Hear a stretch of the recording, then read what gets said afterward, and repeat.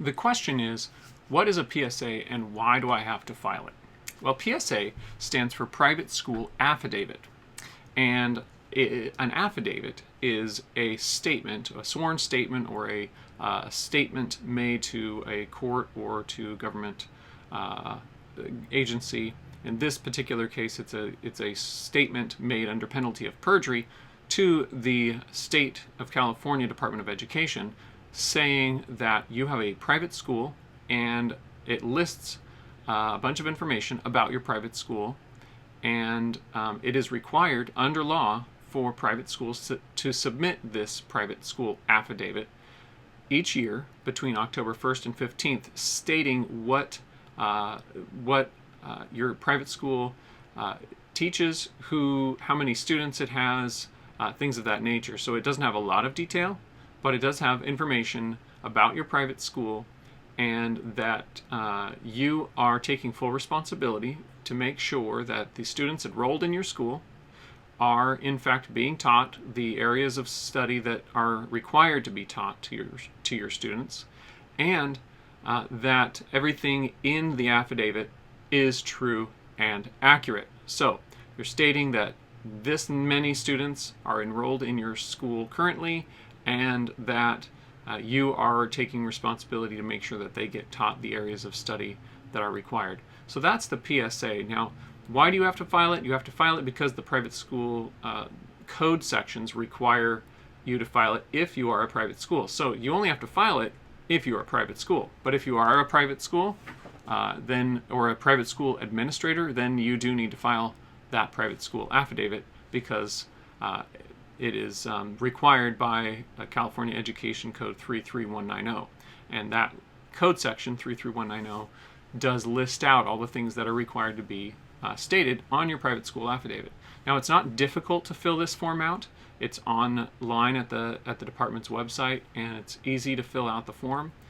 And it doesn't take that long either, but you need to take seriously what's in there, because it's a form you're filling out under penalty of perjury, saying that what you're putting down on the form is true and accurate.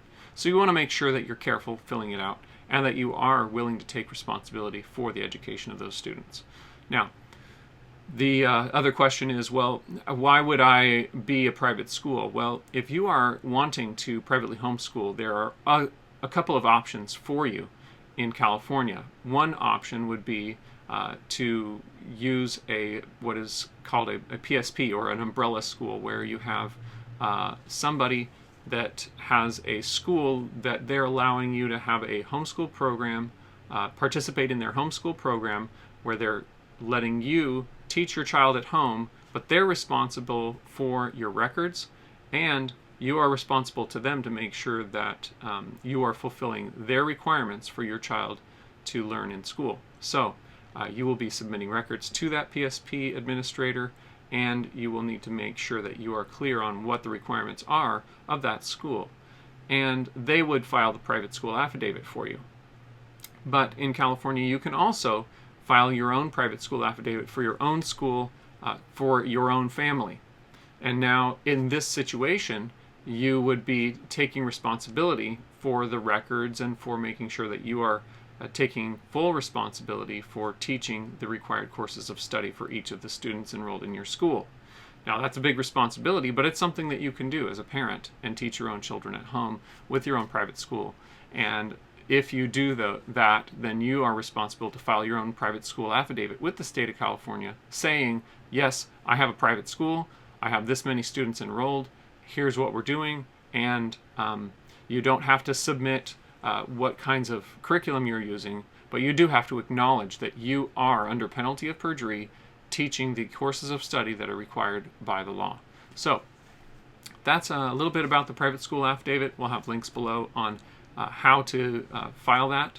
And remember, this is something you would file at the beginning when you first start your school, if you're brand new and starting a school for the first time, or if you have had a school before, then you would file it every year between October 1st and October 15th.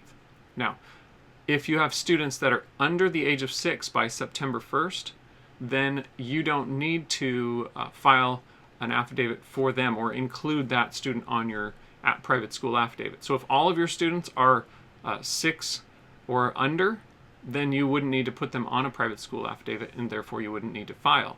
However, if you have even just one student that is age 6 by September 1st in the school year that you're starting to school, then you would need to file that private school affidavit and make sure that you include that student on your private school affidavit. So that's it. Thanks so much for watching. Hope this is helpful.